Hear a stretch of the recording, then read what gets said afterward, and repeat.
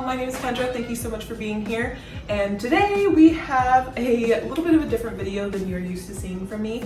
Today I'm going to be making a banana loaf. This is going to be a chocolate chip banana loaf though, so it's a little bit fancy. Because we're in quarantine and we have a lot of time on our hands, I'm currently only working 2 days picking and packing orders because that's the only thing that we have going on right now at my work. So I have a lot more free time than I am used to, and I'm going to fill it by making baked goods. So if that's something you guys are interested in seeing, let's jump into it. All right guys, so I have all of my ingredients laid out right here. The pan is already greased. I just basically took some oil and rubbed it around the inside, and we are going to get cooking. I have my recipe over here. This is just a recipe from Pinterest actually, and I've used this one as a loaf and as muffins, so it's like super easy. So you will need 3 to 4 ripe bananas. These ones are pretty ripe. As you can see, they are looking a little worse for wear. These are organic, but you can use any kind of bananas that you like. This is 1/3 cup of melted Kerrygold butter. I have 3/4 cup of granulated sugar here, 1 egg beaten. I actually don't have any vanilla, but it's completely fine. It's not something that will make or break the recipe. And then I also don't have any baking soda. This is true quarantine cooking. So what I'm going to do is take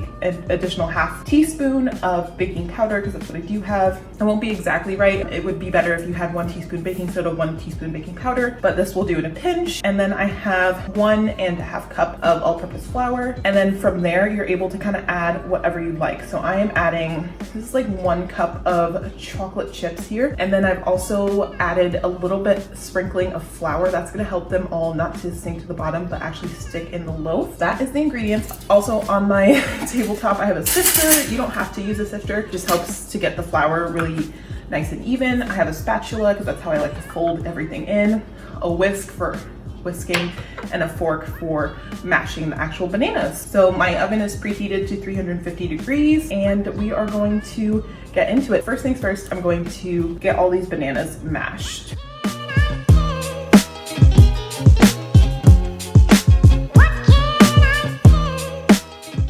I'm gonna rinse my hands. Okay, so everything should be kind of in the bowl, broken up like that, and you're just gonna take your fork and start to mash. This is gonna take a little while, but you just use the side of the bowl and mash, mash, mash.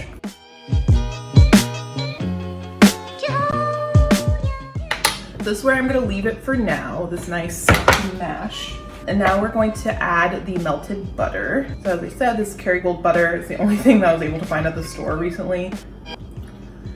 Kind of just, and then also in this step, you're going to add the sugar. This is gonna make your kind of sugary paste, and I'm just gonna take my whisk and get it mashed up. The sugar kind of activates the bananas, and then you'll start getting this kind of goop. And you know, the butter kind of loosens everything up as well. It's totally okay if there's lumps. Banana bread is good with lumps, that you get those little pockets of moisture when you have lumps. And don't worry about like the dark speckles of banana, that does not matter either. Okay, so now that that is pretty well incorporated, you're also going to add the egg. You would also add your vanilla here as well if you had it, but I don't have it. And then, you know, you're gonna just mash your egg in and make sure that you get it super well incorporated.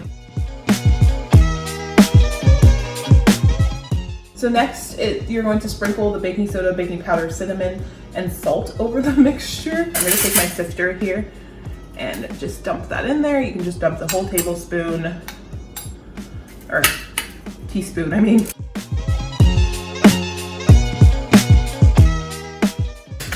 And it becomes like a light dusting, and you're able to mix that in, and it just makes it so you're incorporating it a little bit more evenly than when you get one clump, and then if it doesn't get stirred in. And then I'll do the same with the cinnamon. Again, this is not necessary.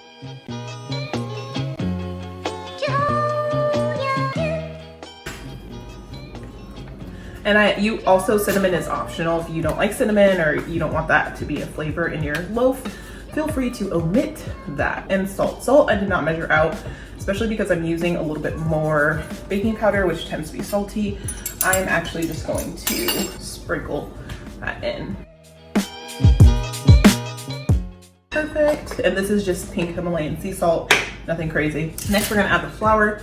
This is the real reason why I have the sifter, because flour obviously gets pretty chunky.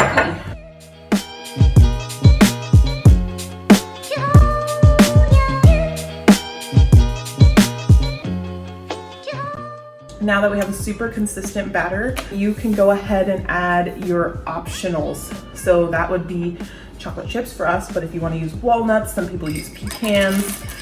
I've seen like caramel would be really delicious, so whatever you would like. And I didn't add like a ton, I didn't want it to be crazy. And you're more so folding this in. Setting that there. And now we are going to pour this into our oiled baking tray. It's just a loaf pan. You can get them pretty much anywhere, or you can put it into, as I said, cupcake tins. Really hard to do with one hand. I would usually have my fiance hold this side.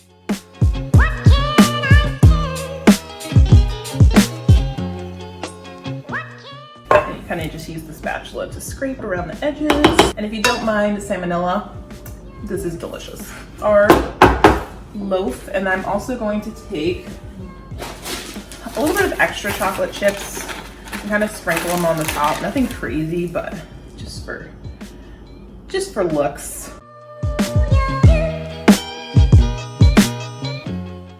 I think that's pretty good. So this is our loaf, and we are going to stick it in the oven for 50 to 60 minutes or until a knife inserted comes out clean. So for banana bread, this can really vary based on your oven. So we will see how long this actually takes.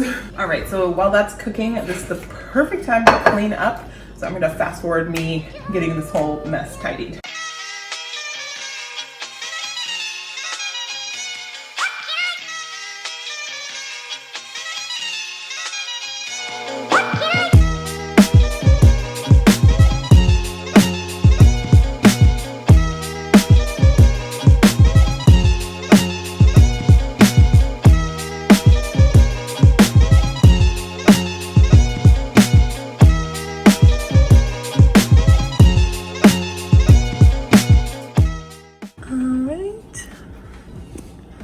Look at that.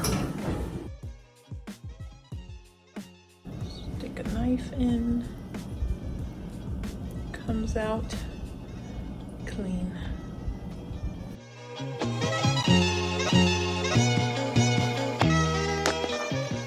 Just gonna leave this here to cool for about 20 to 30 minutes, and then we'll be able to take it out of the pan. Okay, so this has been cooling for about 30 minutes. It's still a little bit warm, but nothing crazy. I'm gonna kind of trace around the edges, and then we will try, fingers crossed, to get it out of the pan without any major sticking. I did, as you guys saw, I did oil the pan first, so it shouldn't be terrible. I didn't have any parchment paper, or I would have parchment papered this.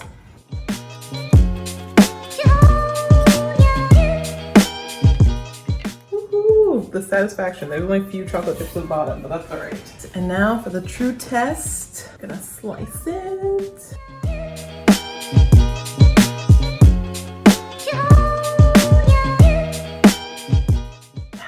look at that. Look at the inside. Oh my God. So freaking proud. Look at that. You see that?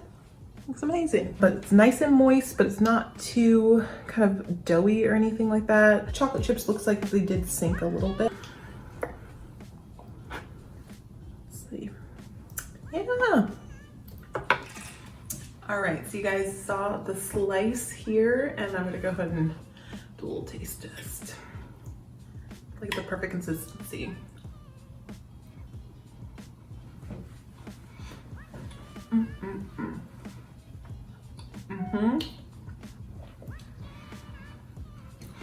Very good, very moist, and it's nice and like thick. It's a little bit dense, but not too dense. It's everything a banana bread should be, to be honest.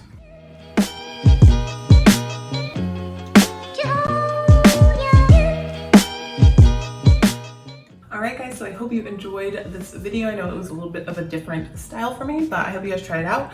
Tag me in any pictures of your banana loaves if you do try it, and I will see you in my next one. Bye.